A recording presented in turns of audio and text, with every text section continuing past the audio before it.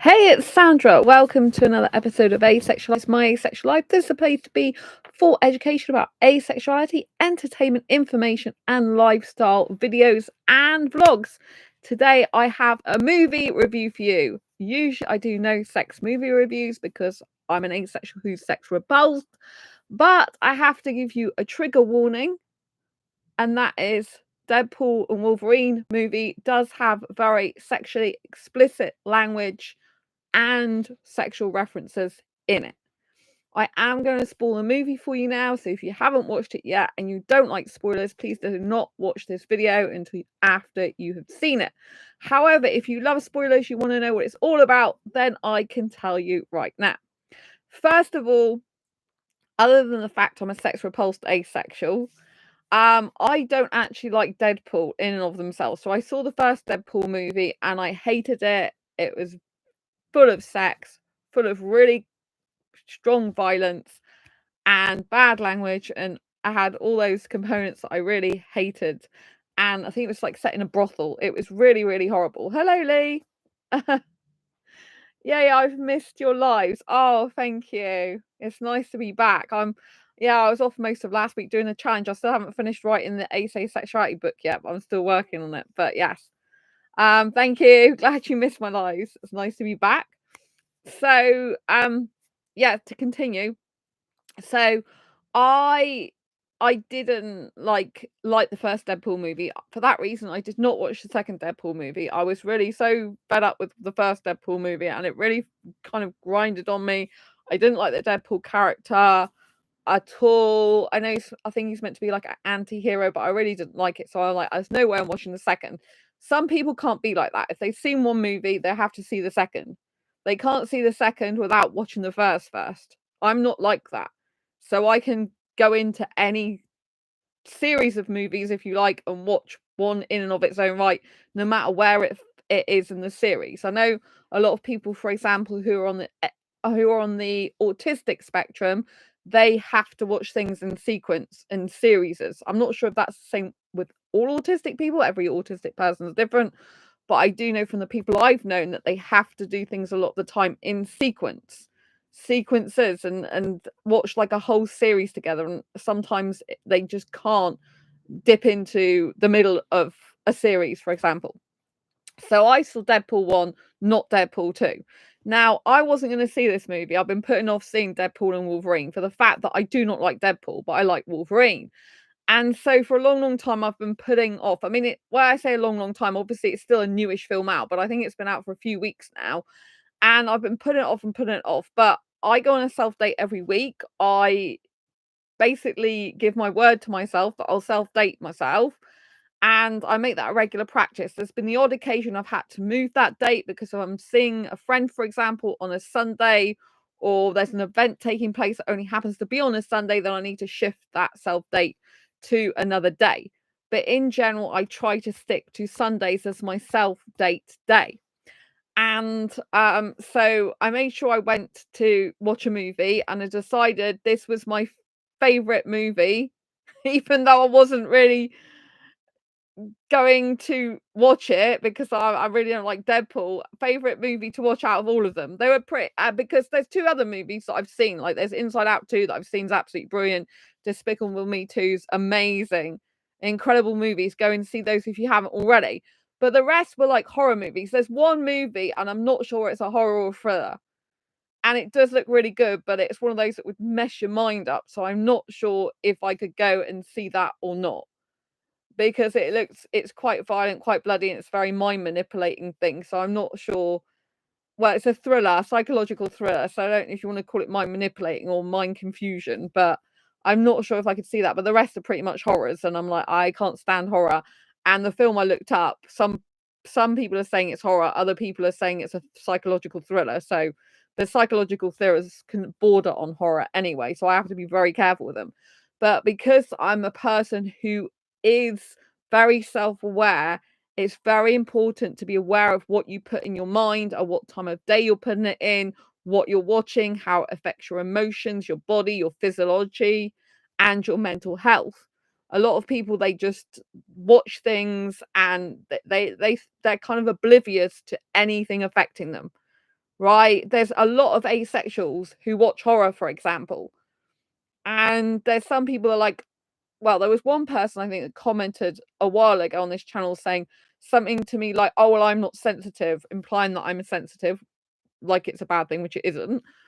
Um, being sensitive is not a bad thing, and I'm not sensitive like you. I'm fine with horror, right?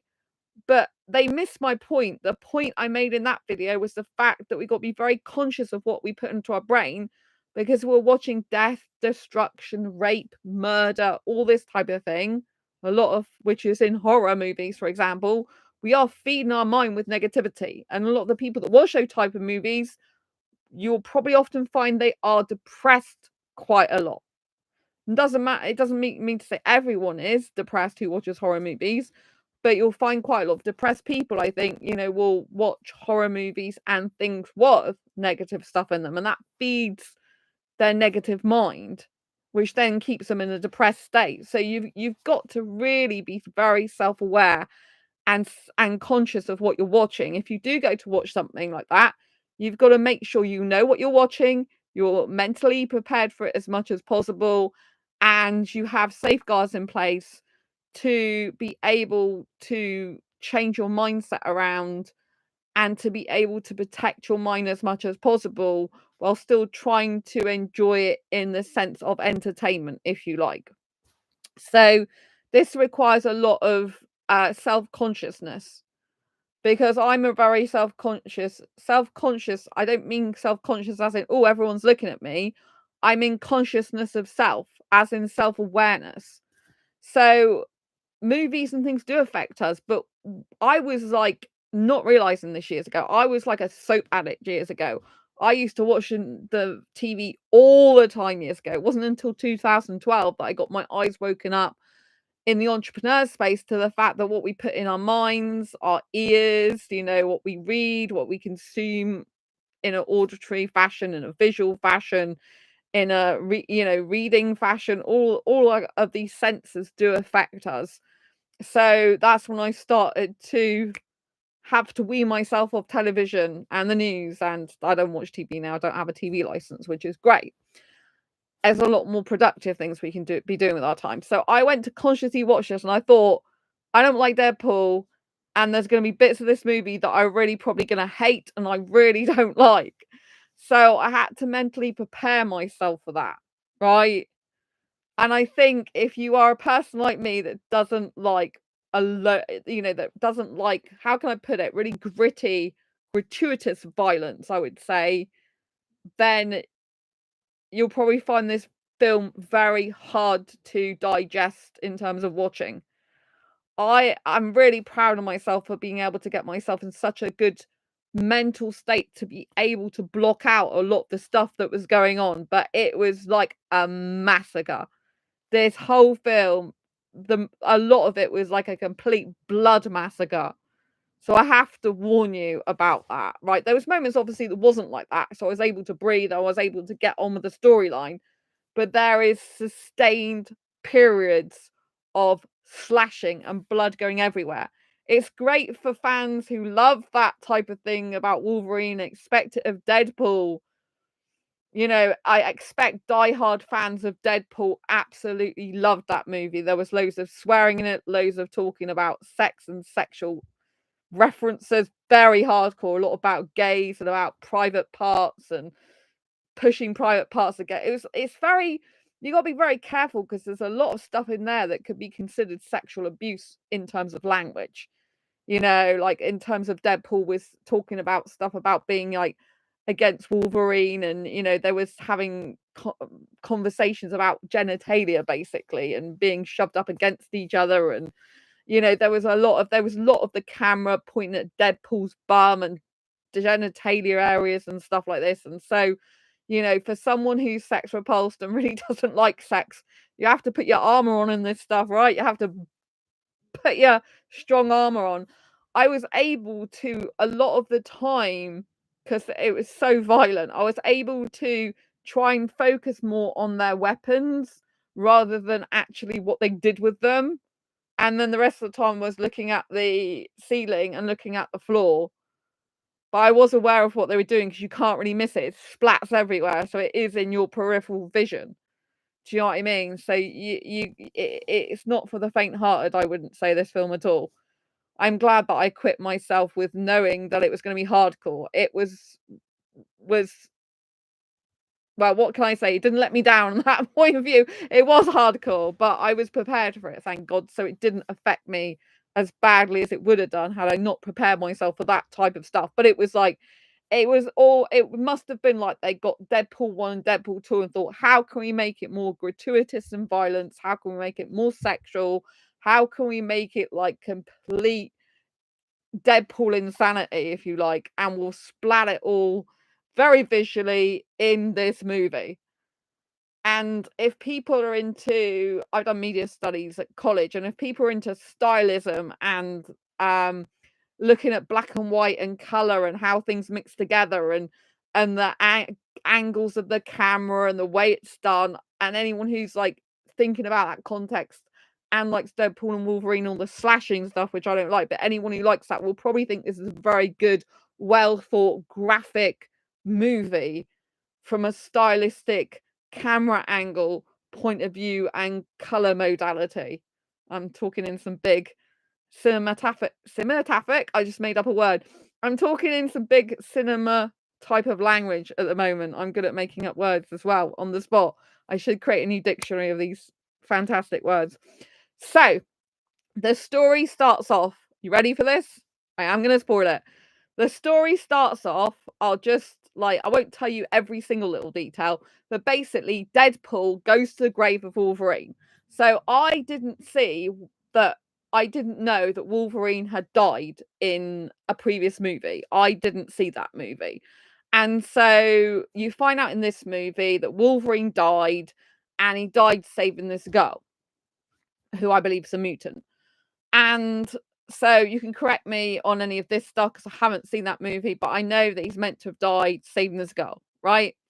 And so in the movie, it goes back to that particular vision. You know, you see that there's a lot of in this film. There's a lot of kind of going back and forwards in different timelines because it's to do with timelines, right? So you see a clip of basically him saving this girl and him dying, right? And what Deadpool does in the beginning of the movie, he doesn't believe Wolverine died.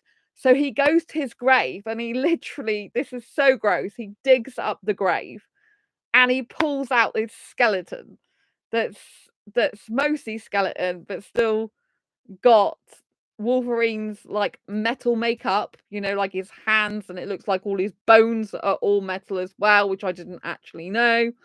Because I've not followed every single X-Men film there ever was, and I haven't followed all the movies, right? So basically his bones are made of metal and he's very decomposed. Like he's pretty much nearly all skeleton. There still seems to be like a little bit of clothing or something on him, and still seems to be a little bit of gross stuff, right? But in general, he's a skeleton with these metal bones, right? And these people, they're in like the squad, they come for Deadpool and they try to kill Deadpool. And what Deadpool does is use the dead body of Wolverine and breaks his bones off. This is so gross, one by one, these metal bones, fingers and everything. And he gets them and he kills all these different squad of people with these metal bones because they act like knives in people's throats and stuff. And he just gets them and sticks them in throats and hearts and God knows what other body parts, right? So it's a complete massacre. So you go into the movie and there's not that much breath given before you're in the thick of brutal, bloody massacre stuff, right? Which I know Deadpool fans and diehard fans of that type of stuff will absolutely love.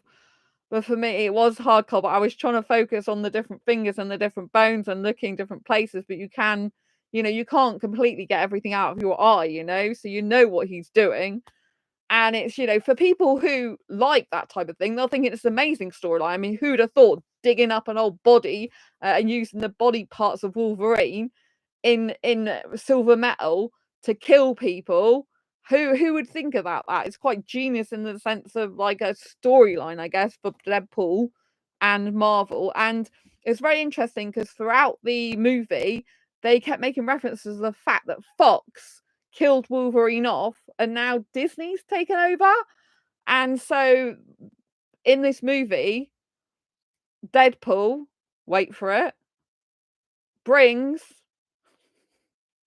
Wolverine back to life, but he doesn't.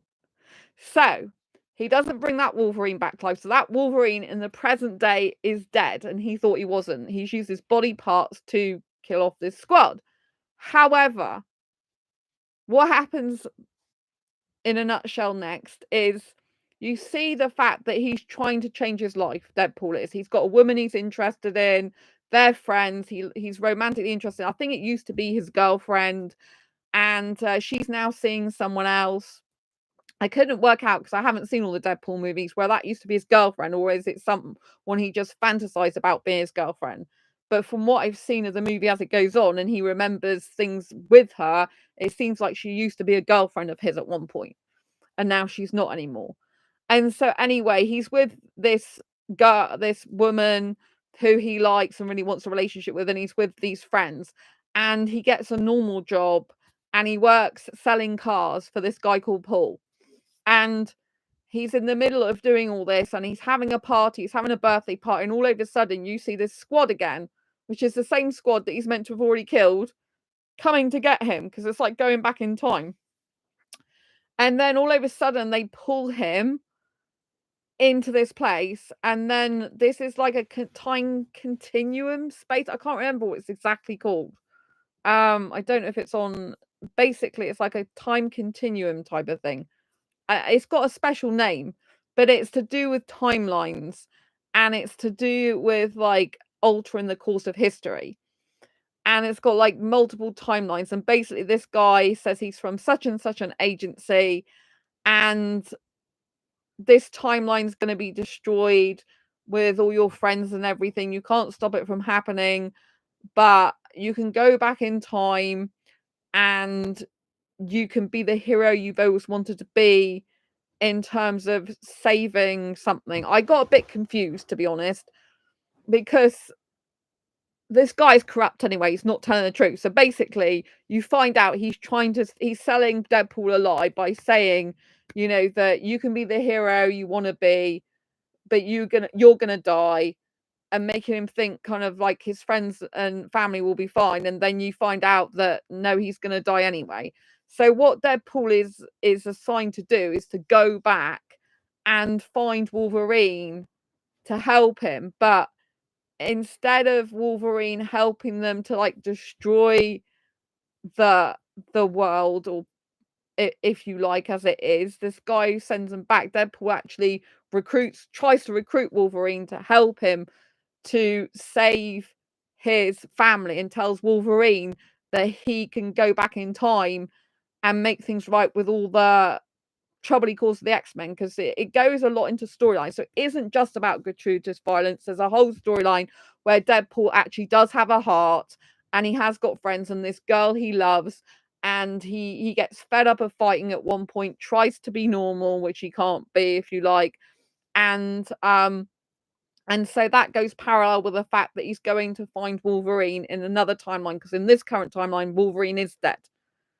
But in another timeline, he's not. So it's like going to the multiverse. And he's going back to different times, and he meets all these different Wolverines, which is really, really super interesting. I absolutely love that bit of the movie. When you saw like a Wolverine with flames, you see all these different types of Wolverines in like different body types, different faces, different, like they're all like angry, quite a lot of them. But you know, some of them, like one of them's really old, and he's a guy sitting on a rocking chair, but he shoots a gun and still tries to kill Deadpool and stuff like that. So they're all different ages of Wolverines. I thought that was amazing. It was great to see all different types of Wolverines at different time zones.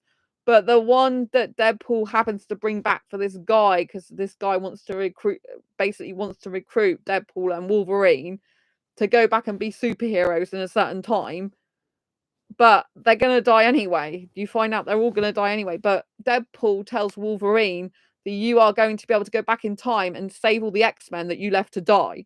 Because apparently, I haven't seen that movie. Wolverine left all the X-Men to die, but saved this one girl. from what I could gather in this movie. That's what the storyline was. And so they've got parallel storylines running where Deadpool is wanting to be normal and having a normal life because he loves this girl and wants to impress her and wants to like settle down with her. And so you've got him like having a heart and being worried about his family and friends and not wanting to just do this violent stuff all the time. And then you've got the parallel story with Wolverine, who in his past basically left the other X-Men. Basically, the world thinks that X-Men are bad because of him, he said, and he let them all die and he just saved this one girl, but he brought them all together in the first place, right? So this is like the parallel stories. They're both like suffering in silence, if you like, internally with their demons. But they are clashing, right? They don't get on for a long time. And now, although I don't like the gratuitous violence and I don't like all the slashing that went on between them, from point of view of people who love those type of characters in this film, they would love these scenes because they would love the fact that Wolverine and Deadpool battle it out a lot and they don't just make them friends quickly. Throughout most of the movie, they're kind of hating on each other a lot of the movie, which I thought was good. It was better than like, oh, we've done this, we've slashed it out, now we're friends. Because that's really not realistic. People don't just become friends who are enemies just like that.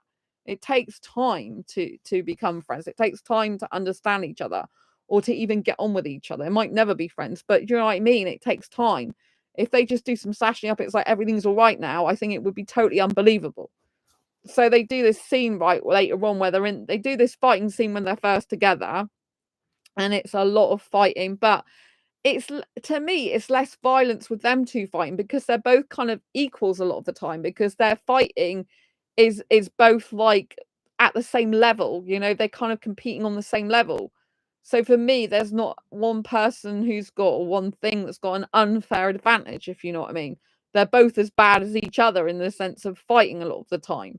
Although I would argue that Wolverine's a bit better if you like. I prefer, if I'm watching either of them, I always prefer to watch Wolverine. But it's really weird because Wolverine, I guess you could say this is quite far-fetched, but Wolverine at one point ends up with 3 swords, well, 2 swords and a knife in him that Deadpool's put into him, but he doesn't die because of it, because of his metal parts, basically. And then he's just like, you know what I mean? But anyway, before they even get together, Deadpool has gone and looked at all the different Wolverines and he's picked one. The one he's chosen is the worst one. It's meant to be the one that's like miserable, depressed, alcoholic, like, you know, so upset about the past and the fact that he let all the other X-Men die, even though he saved a girl and he's got all these demons and he's like hates himself, and Wolverine's meant to be a nobody in that timeline and everyone's meant to hate like the X-Men because of him, and he's just completely so suffering inside, right? And out of all the Deadpools he could have chosen, he chose the worst one. He purposely chose the worst one in the beginning because he was assigned to get a Wolverine to work with him, and he thought, and the guy who was trying to get him to do that was not a good guy, so he was putting pressure on him, so he got in the worst one on purpose, thinking it will kind of hurt the guy who put him up to doing that. But then Deadpool ends up having to work with him anyway because he can't go back and get any other Wolverines in what happens, and because, you know, they kind of move on by timelines then, and so he's stuck with that Wolverine.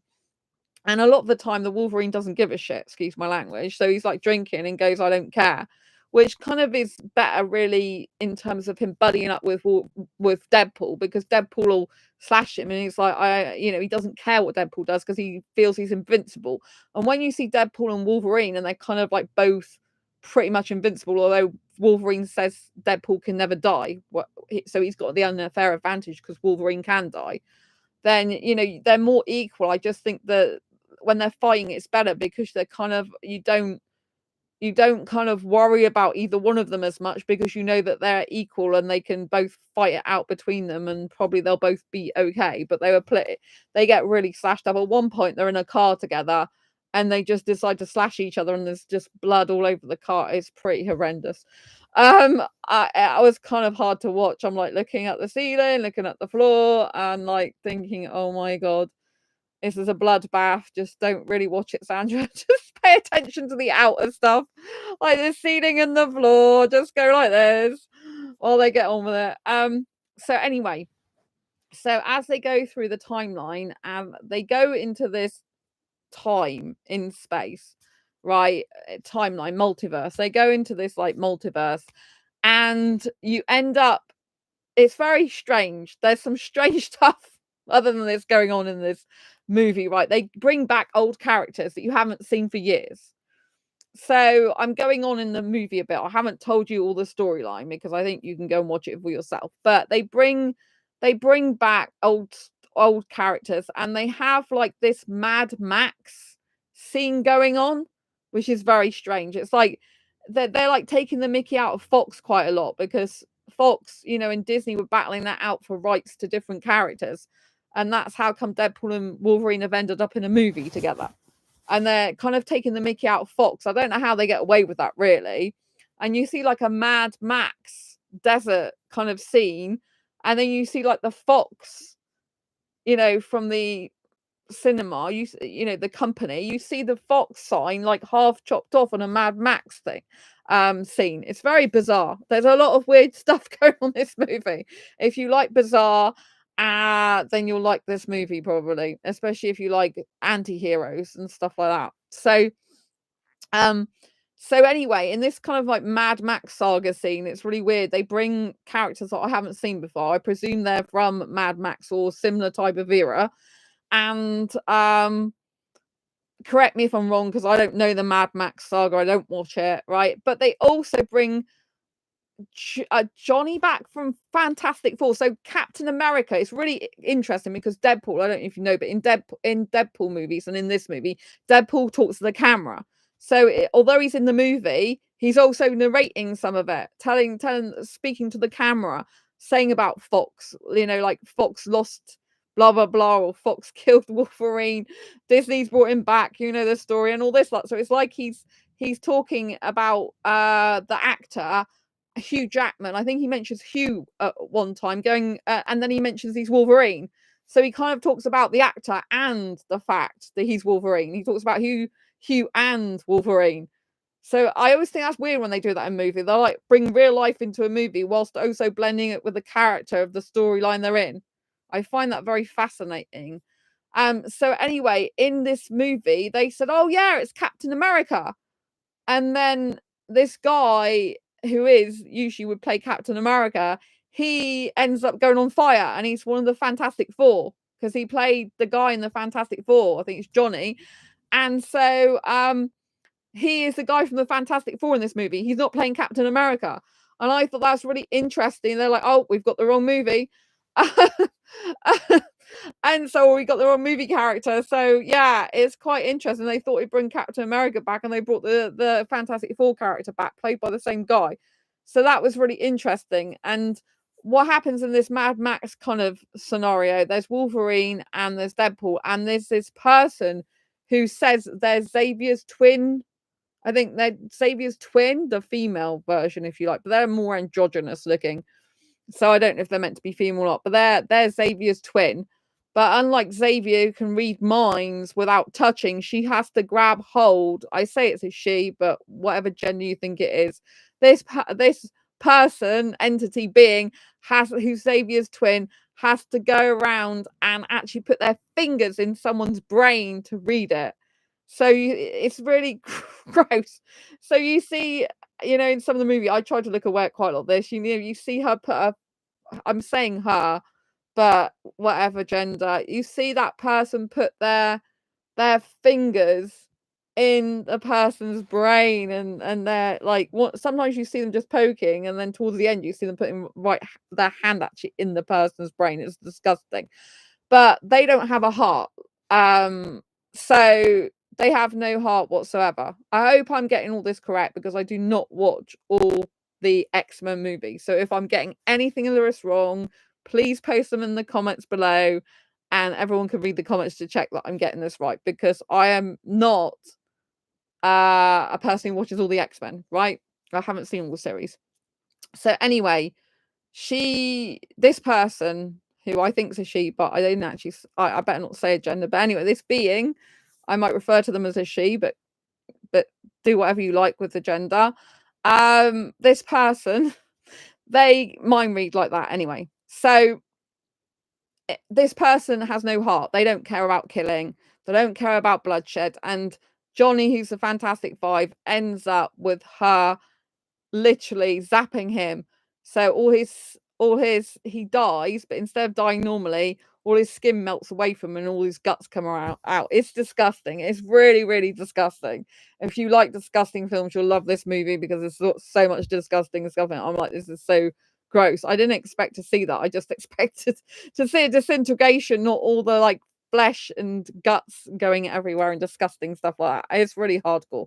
Luckily, I'd prepared myself for hardcore stuff psychologically. So I'm like, oh my gosh. Right. So this was really hardcore. So anyway, as the film progresses, Wolverine and Deadpool, this person, this entity, this being, this one who's a twin, they want to they're in a void, right? And they're capturing Wolverine and Deadpool in this void, but Wolverine and Deadpool escape. And when they escape on their travels, they find previous characters in the movie. So they find the girl who was saved by Wolverine before Wolverine died, who's older now. They find Elektra, if you remember Elektra from previous movies. They find Blade, and they find Gambit, who's played by Channing Tatum, which I've never seen Gambit in a movie before. So I don't know which movie he was actually in before, superhero movie, but I don't remember seeing him before. Channing Tatum is quite like popular at the moment in terms of being an actor because he's in another movie, which is the one I mentioned that I wasn't sure where I should go and see because it's like a psychological thriller or horror, and he's the main character. He's the main actor in that as the main character. So yeah, but it's really weird seeing him, and he made a comment in the movie to say I'll be remembered for this part. So it's kind of like, although he's trying to say it in the movie, he's saying it as in a reality situation that obviously, because I haven't seen him in a superhero movie before, so I don't know if they just wrote him a part in there. But if you know Gambit, if you know this Channing Tatum played Gambit before, please let me know because I haven't seen Gambit before. And I haven't seen Channing Tatum in a superhero movie before. So I felt like they'd written a part for him so he can make his dream come true of being in a superhero movie. Because when he made reference like, oh, I'll be remembered for this part, then I thought that's what he was, purposely wanting. And he was good in it, but he wasn't good with the accent, I don't think. So I think he was good at the action, but when they got to the fighting scenes, but he was not very good at the acting from the point of view of an accent. So in some of it, quite a lot of it, when you first introduced to him and Deadpool's talking to him, he's got like this accent which sounds like French a bit, right? But he's got this really strong accent, and then all of a sudden you hear his American accent coming out, and then he goes back into the other accent again. So that wasn't very convincing, really. It was kind of like he was dipping in and out between his character and his real persona, which I found that a bit strange. But the whole movie was strange because obviously we're going down different timelines and they were making references like Deadpool was in the beginning to the fact that they're in a movie that's now owned by Disney, was owned by Fox. Fox killed Wolverine off. Disney brought him back and all this sort, and he's ended up, the Deadpool and Wolverine's ended up in a Marvel movie together, you know what I mean, which is unheard of usually. So it was like very weird because you've got the reality of this actual life going on when you're watching the movie, and then they're bringing that actual universe, our real life universe, now into the actual movie by drawing on points that Fox, like killed Wolverine off and Disney's took over now, and after there was a battle of rights and all this type of stuff. So that's kind of our current reality as we are now. And then you see Deadpool making references, especially in the beginning, to the fact, hello again to the camera and all this lot, and that he's in the movie. And you see, you hear him like kind of reference Hugh, and then obviously the fact Wolverine. Then you hear the reference to Johnny, first Captain America, then no, it's Johnny. So they're stipulating he played two characters. So you're hearing kind of like this reality that we are conscious of the audience, and then the reality they're playing with the camera whilst in there between the actual characters and the storyline, and then the actual movie. So you got like three different layers of reality going on in parallel to the fact it's supposed to be a multiverse movie, I don't know if people think this in depth about movies they watch, but I do, because I just can see the juxtapositions of it and how clever it is from a cinematic point of view. Because I used to study media studies, and so I kind of like I can look at things like camera angles and color tones, and how I think in this movie there was like a black and white feel, especially the Mad Max type of thing, like a desert type of more monotone, and then you get to more color and stuff like that. But they play around with the color, of course. So Deadpool makes a lot of reference to the fact that Wolverine's wearing this bright yellow suit throughout the whole of the movie, and how bad it is. It's such a bad like thing. Why don't you take it off? And you find out because it's the suit that he wore when he was with the X-Men that reminds him of him, and it's one of the last things he's got left of them. But I didn't even know that Wolverine's suit has this towards the end they bring this like cap on him, like this headgear, Wolverine, and it looks like Batman. It's so weird. It's such a strange movie. Very, very, very, very, very bizarre. Very bizarre. If you like the old characters coming back, it is quite interesting. But it's weird. In one of the very, very end scenes, there's this older woman with short hair, and that just looks like Elektra's playing that part as well. So, but that's very at the end.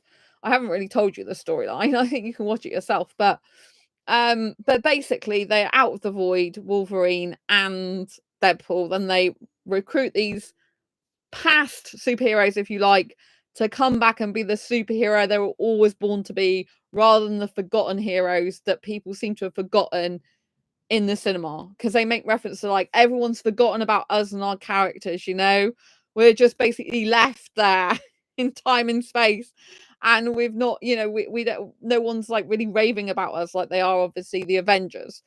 So again, they're making parallels between the past characters they were, the real life that's going on, when as people view the cinema, a lot of us have forgotten that these were like the superheroes of that time. And you know, it's the Avengers that you show is like forefront of our minds when it comes to superheroes these days, and the ones we talk about the most. But it was interesting because they were, well, Deadpool was like, oh, I thought with Blade, I thought you were in retirement. He's like, what? Retirement? He's like, I never retire. Basically, it's like, you never retire. What are you talking about? But in the end, these people, these superhero characters, they do actually kill this. They do actually kill these bad people off that are working for the person in the void who's the mind reader and killer, who's Xavier's twin, the horrible twin.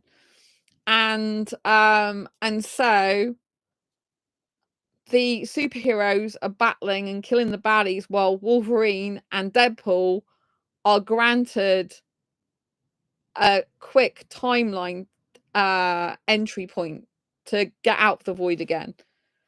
And that's only because they decide, or Wolverine decides, not to kill the actual twin, the evil twin, if you like, in the void, because he could have done. And so then they go back, and then, yeah, they're in the current timeline, meant to be in the current timeline. And the person who's in the void, who's been the evil one throughout all this movie, they were working for this guy that originally sent Deadpool back in time, and they realized that this guy has stitched them up and purposely kept them in the void. But this entity, being twin of Xavier's, decides that everyone should be in the void, and there should be no Earth, there should be no one, everything should be abolished, and everyone should be in the void like they are. So they decide to go into they've got this like supercomputer type thing, and they decide to go and pull all the timelines together so that all the old timelines die, and Deadpool and Wolverine have to stop them from doing that. And yes, it's a good ending, I'd say. All the Elektra, the girl, Blade, and Gambit all seem to have survived as well, so they could put them in another movie. And they have left the movie open so that both Deadpool and Wolverine can return, but there is no there was a bit at the end, but it wasn't about if those characters will return or not. So they've brought the old Wolverine from a different timeline back. And the one that died no longer, I guess, exists or not in the timeline that they've created now. So yeah, it's kind of a very strange storyline. It's good that they're showing Deadpool's meant to have a heart. And it's good they're showing the struggles of the Wolverine and the Deadpool. And it's there's one thing I've got to tell you that I forgot to tell you. Before the very ending where they have to stop the twin from basically disintegrating all the timelines and putting everyone back in the void. Right, everyone in the void. There is this scene in the movie, you've got to see this. This is a really good scene where there's loads of Deadpools from all different timelines coming out and trying to fight Deadpool in the current timeline and Wolverine. There's tons of them, all different ones. There's even like a Deadpool dead head, like the head's cut off. There's no body. It's kind of gross. There's like a skull with a bit of flesh over it and eyes. That's really weird. There's a little baby Deadpool. There's a female Deadpool who's like the main ringleader, it looks like, who's kicking ass. And they're all trying to kill the Deadpool and Wolverine in this timeline.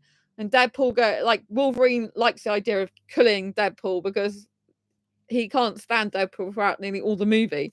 So he's like, I'm going to try and kill them. So you see all this scene in the streets where he's trying to kill the Deadpools, right? There's one Deadpool who doesn't regenerate, who's a nice person, who's meant to look like a hunk, is meant to look like a really gorgeous looking Deadpool.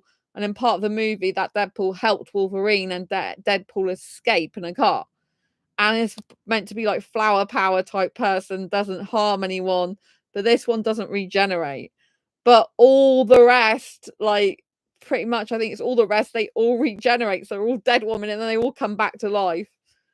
And yeah, so there's a lot of scene like that. And there's all different types of Deadpool, like old Deadpool, young Deadpool, baby Deadpool, girl Deadpool, all different, like really weird looking Deadpool. So that was really good. If you like Deadpools, you'll love this movie.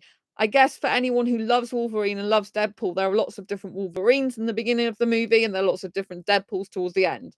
So basically it satisfies the need for Wolverine fans to see lots of Wolverines in different timelines and Deadpool to see lots of Deadpools in different timelines come together.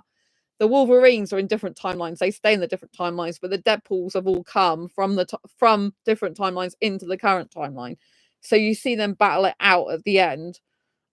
So that's a really good part of the movie. I didn't expect that. I had heard, because I did some little bit of research, I had heard that Blade comes back, Elektra comes back. I knew those two characters were going to be in it. I didn't know who else was going to be in it. Oh, they did show a bit of the Hulk, I think, at one point as well. I can't remember what that was. I was thinking it was just a tiny little flash of the Hulk or something. But they had, movie clips from before, some of the movies before with the X-Men and stuff. At the very end, when the credits roll as well, they play like clips of like previous X-Men that's gone before. And they play like a music to do with looking back. But there was a lot of music used throughout this movie that was very strange contrast.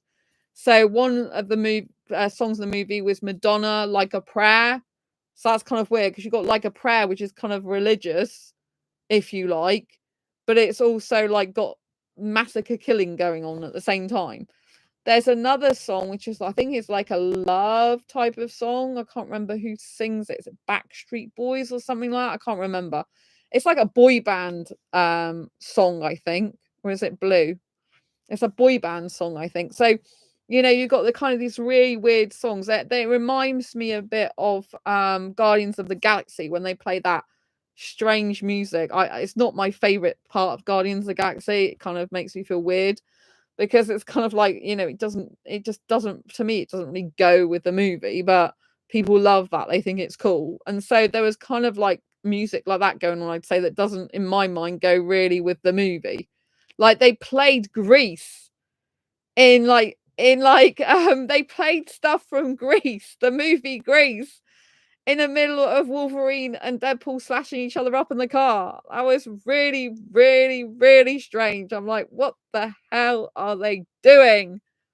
So if you like weird stuff like that, I guess you're going to love this movie. This is like, luckily I'd mentally prepared myself for this movie as much as possible, but it's not something I would usually go and watch. But I do like Wolverine. But it's kind of like, it's just like, I think diehard fans of Wolverine and Deadpool will absolutely love this movie. There's probably more slashing in this movie than any of the other movies, I think. I mean, it's just like, because of the amount of time they leave it going for as well, they just leave it going on and on and on and on. And you're like, oh my gosh, they purposely drag it out because they want people to see loads of blood and stuff. I just have to keep reminding myself this is not real, it's not real. It's just like makeup and just packs of tomato ketchup or whatever they're doing. It's like makeup, it's like props used in acting and stuff, which Lee would know about because Lee's an actor.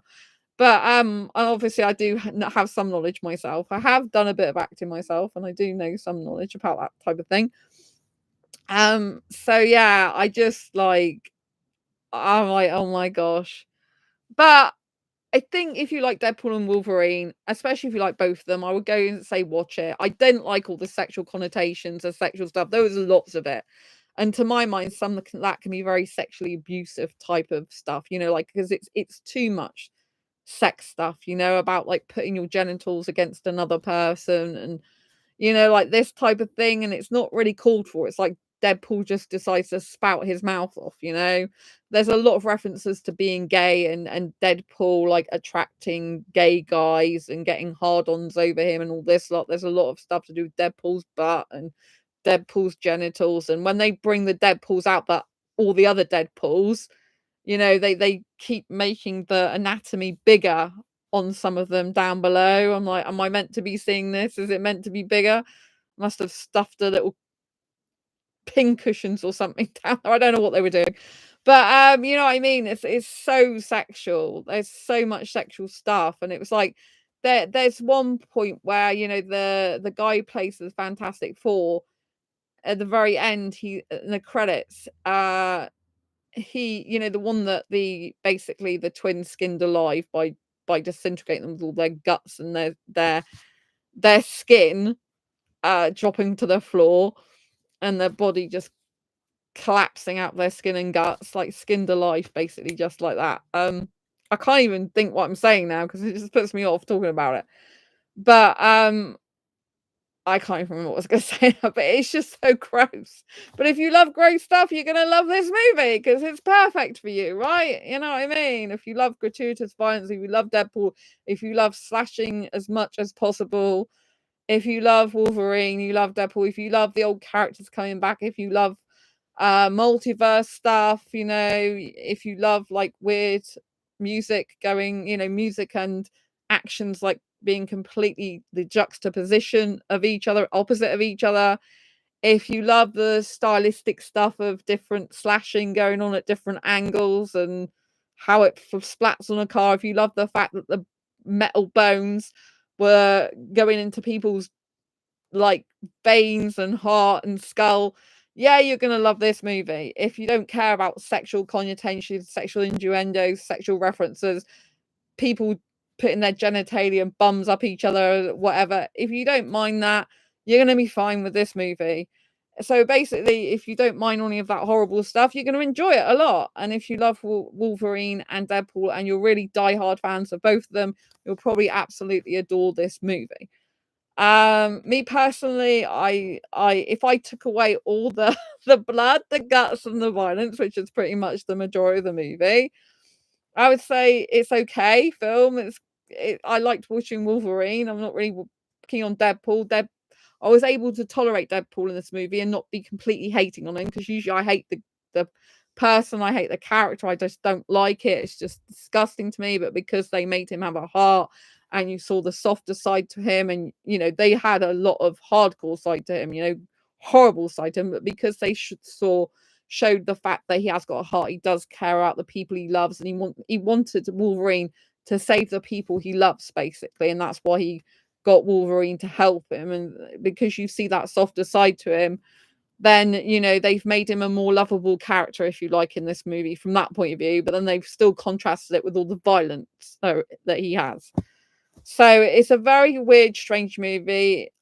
If you like Deadpool and Wolverine, I would recommend seeing it if you like that type of thing, because you'll probably love it and think it's great. To me, it's kind of a bit all over the place, but I think it's meant to be like that. And yeah, I don't regret seeing it. I went into it with the mindset that I'm probably not gonna like this movie. There's gonna be a lot of stuff I don't like in it, but yeah, just look the other way as much as possible, Sandra. So I think with that mindset, it was okay. And yeah, I like the bits with Wolverine in it. I like the fact they had different Wolverines. I like the fact the bits Deadpool. There was some bits I liked in it. So it was okay. It's I was gonna say it's watchable. I managed to make it watchable of a sorts, and I didn't want to completely run away from the whole thing.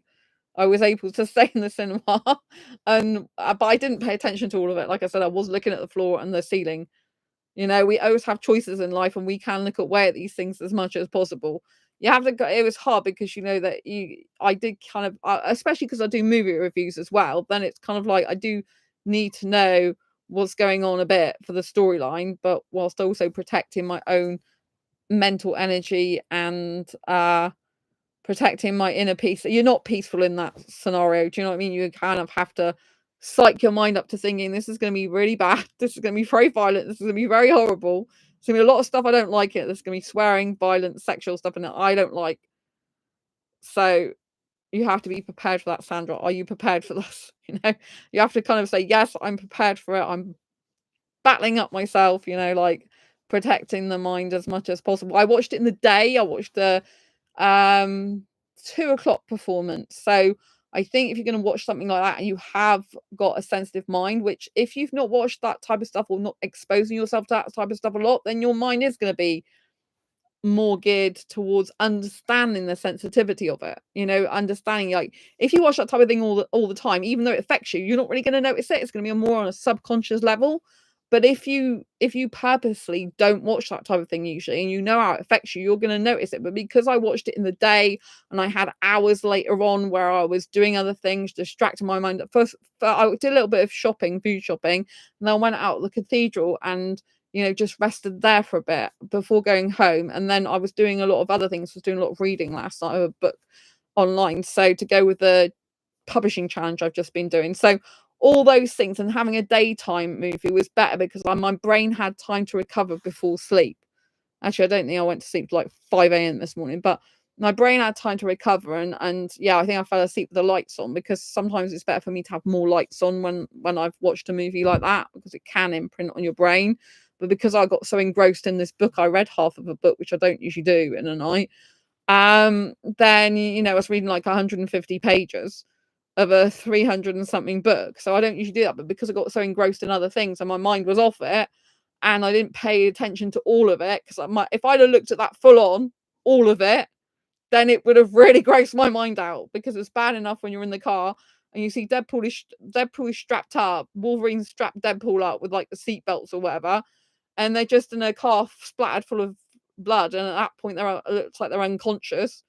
And then this is when the twin comes and gets them, to try and use them to their own advantage, So I think this is like one of those movies where you have to be consciously aware of what you're letting yourself in for, and can you stand it. And also, don't forget, you can go to the toilet. I went to the toilet 2 or 3 times during the movie. You can look at the floor, you can look at the ceiling, you can look at the food, bring snacks. Snacks helped me, so I thought, I was getting a bit nervous when it was first starting, and I'm like, I went to the toilet a few times, and I'm like, I got to eat food. If I eat food, it will be something nice for my body and take my mind off it, because I was feeling a bit anxious about the violence that I was about to be exposed to, because I'm aware that that's what was coming up. Although some of it was probably even worse than what I thought, in the sense of like being skinned alive and all sorts of stuff. I never ever thought they'd get Wolverine's dead body out in the beginning. That was really, really strange. I think, from a cinema point of view, stylistically, it's probably very, very good very interesting novel concept, but from the point of view of being a spectator who doesn't like a lot of bloodshed, it's like, oh my gosh, it was probably in the first 10 minutes, something like that, of the movie they started doing that. And yeah, so it's very, very hardcore. But yeah, there are good bits of the movie I did like, the Wolverines, the Deadpools. It's nice to see some of the old characters come back. Channing Tatum is really good looking, I think. I used to see him in a street dance movie. Don't know if you've seen the street dance movies. I've got Street Dance 1, 2, 3, 4, and 5.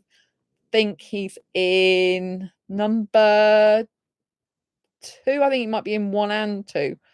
But he's in one of those. And so yeah, I think he's really good looking. But he's older now, you know, than when I used to know him. But he hasn't aged that much in terms of his face. But yeah, so anyway, I'd love to know what you think of this movie. Please let me know in the comments. If I've got anything wrong, please correct me.